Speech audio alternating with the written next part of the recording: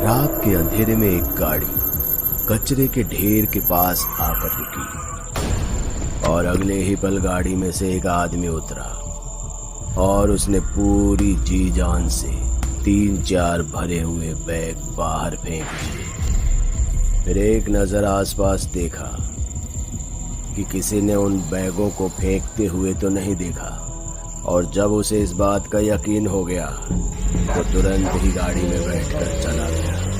उस आदमी के जाने के बाद कुछ कुत्ते भी सूंघते हुए उसी कचरे के ढेर में चले, और कुछ देर बाद एक कुत्ता अपने मुंह में किसी इंसान का कटा हुआ हाथ दबाए बाहर निकला। उस कटे हुए हाथ में एक सोने का कंगन भी था, जो कुत्ते के भागने पर एक घर के आगे गिर गया।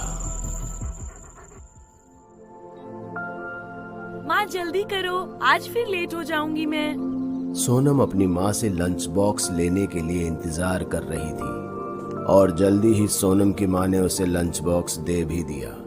पर जैसे ही सोनम स्कूल जाने को घर से बाहर निकली, तभी उसे उसके घर के सामने एक सोने का कंगन पड़ा हुआ दिखाई दिया।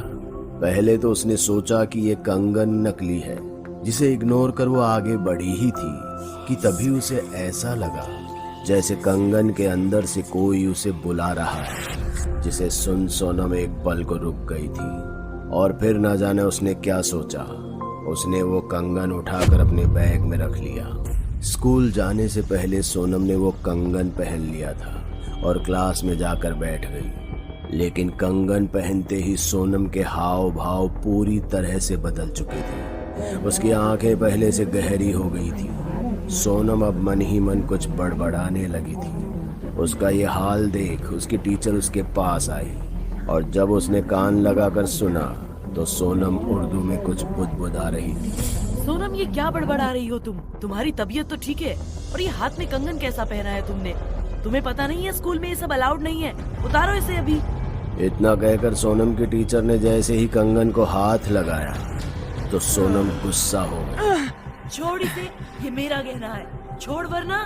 और इतना कहकर सोनम ने अपनी टीचर को गर्दन से पकड़कर उठा लिया और क्लासरूम के एक कोने में फेंक दिया, जिससे पूरी क्लास डर गई। क्लास के और भी बच्चे सोनम से डरकर एक कोने में सटक गए। शोर सुनकर स्कूल का पियून और बहुत सारे लोग क्लास में आ गए। उन्होंने सोनम को जबरदस्ती पकड़ लिया, लेकिन अब उसमें इतनी ताकत आ गई थी कि उसने पियून का हाल बुरा कर दिया। मैं किसी को माफ नहीं करूंगी, किसी को नहीं। जो मेरे रास्ते में आएगा इसी तरह मारा जाएगा। और सोनम ने गुस्से में कहते हुए पियून का सिर दीवार पर दे मारा, जिससे वो वहीं बेहोश होकर गिर पड़ा। पर इससे पहले कि वो और भी लोगों को नुकसान पहुंचा पाती, न जाने उसे क्या हुआ, वो वहीं बेहोश होकर गिर गई। फिर डरते हुए स्कूल के लोगों ने उसे एक खाली कमरे में बंद कर दिया।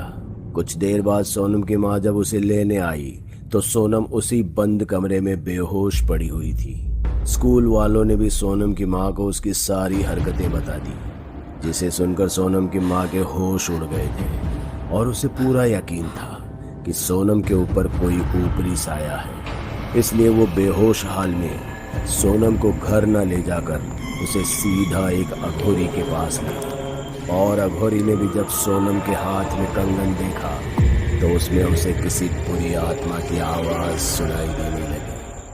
अघोरी एक पल में सारा मामला समझ गया था। ये कंगन तेरी बेटी को कहाँ से मिला? अघोरी ने सोनम की माँ से पूछा।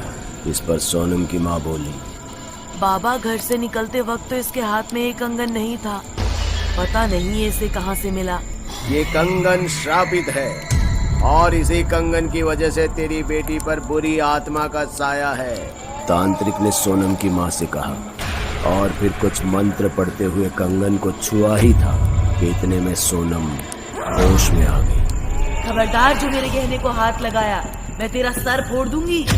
सोनम की बात सुनकर अघोरी समझ गया था कि सोनम पर जिस बुरी आत्मा का साया है वो इतनी आसानी से सोनम का शरीर छोड़ने वाली नहीं है।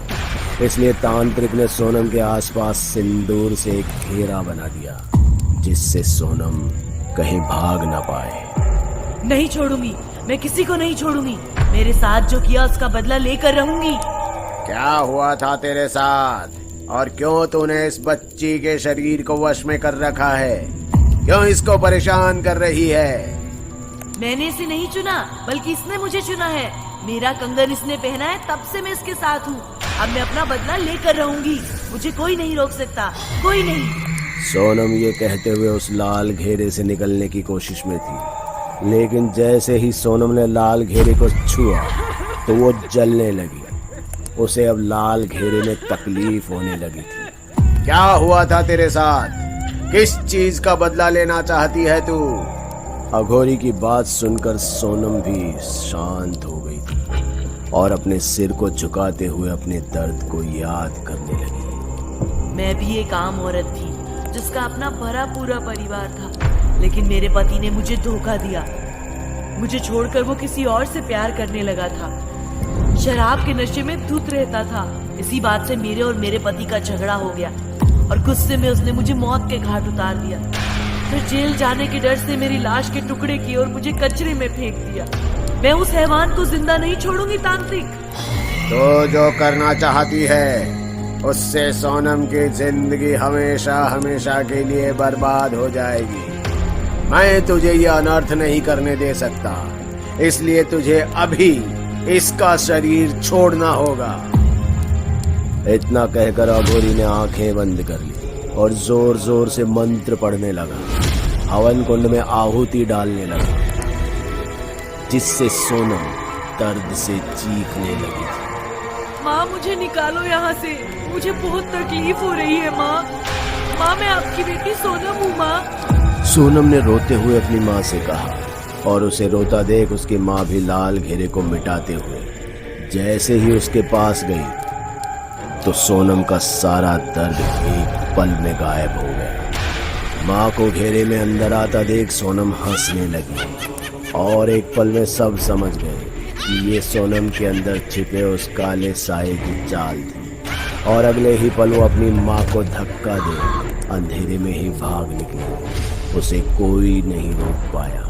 ये क्या अनर्थ कर दिया तुमने? अब न जाने वो आत्मा कितनों को मौत के घाट उतारेगी, और इन सब का इल्जाम तेरी बेटी सोनम पर लगेगा। अघोरी की बात सुन सोनम की माँ तो पूरी तरह टूट चुकी थी। उसने अघोरी के पैर पकड़ लिए और रोते हुए कहा, बाबा, मेरी बेटी मेरी दुनिया है। अगर इसे कुछ हो गया तो मैं जिंदा नहीं रहूंगी। आपके हाथ जोड़ती हूँ, मेरी बेटी सोनम को बचा लीजिए बाबा। माँ की बात सुन अघोरी का दिल भी पसीज गया था और उसने माँ की मदद करने का मन बना लिया। वो जानता था कि उससे बड़ा अनर्थ हो गया था, पर उसे ये भी मालूम था कि इस तरह की जिद्दी आत्माओं को कैसे वश में किया जाता है। लेकिन उसके लिए पहले सोनम को ढूंढना जरूरी था। इसलिए अघोरी ने मंत्र पढ़े और आंखें बंद कर एक दिशा में चल दिया, और अघोरी के पीछे पीछे सोनम की माँ भी चल दी। दोनों अब एक घर के सामने आ खड़े हुए थे, जिसके अंदर से किसी आदमी के चीखने की आवाजें आ रही थी। अघोरी समझ गया था कि अगर जल्दी ही कुछ नहीं किया तो वो आत्मा अपना बदला ले लेगी। अघोरी तुरंत ही दरवाजा तोड़ अंदर चला गया, लेकिन अंदर जो उसने देखा वो शायद जिंदगी में कभी नहीं भूल सकता था। सोनम एक आदमी की छाती से मांस नोच कर खा रही थी, जिससे वो आदमी अपने ही खून में लथपथ दर्द से तड़प रहा था और जान की भीख मांग रहा था। छोड़ इसे, छोड़, वरना भी तेरी आत्मा को एक बोतल में कैद कर लूंगा। अघोरी के कहने पर भी सोनम के जिस्म पर कब्जा की हुई आत्मा ने उस आदमी को नहीं छोड़ा और फिर अघोरी कुछ मंत्र पढ़ने लगा, जिससे सोनम अगले ही पल हवा में उड़ तड़पने लगी थी। मैं तुझे आखिरी बार कह रहा हूँ, अगर तूने सोनम का शरीर नहीं छोड़ा तो मैं हमेशा हमेशा के लिए तुझे बोतल में बंद कर दूंगा। सोनम के अंदर छिपी आत्मा को भी अघोरी की शक्तियों का अंदाजा हो गया था, इसलिए उसने अघोरी से कहा, तू यही चाहता है ना कि मैं इस लड़की के शरीर को छोड़ दूं, तो इसके बदले तू मुझे इंसाफ दिला। मैं अपने पति को तड़पता हुआ देखना चाहती हूँ। अघोरी ने उसकी बात मान ली और उस आत्मा से सौदा किया कि वो उसके पति को उसके खून के जुर्म में जेल भिजवा देगा और बदले में वो सोनम का शरीर छोड़ देगी। और हुआ भी ऐसा ही। अघोरी ने पुलिस वालों को खबर कर दी और जब पुलिस वालों ने इस केस की तहकीकात की तो उन्हें कचरे में एक औरत का कटा हुआ शरीर मिला, जिसकी शिनाख्त करने पर पता चला उस औरत का नाम सुरैया था, जिसका खून उसके पति ने ही किया था, जिसके जुर्म में उसे 7 साल की सजा हुई। सुरैया को इंसाफ मिल चुका था, जिसके बाद वो हमेशा हमेशा के लिए सोनम से दूर चली गई। शायद उसे मुक्ति मिल गई थी, लेकिन वो सोने का कंगन आज भी सोनम के पास है, जिससे जुड़ा ये किस्सा आज भी सोनम को बुरे सपने की तरह सताता है।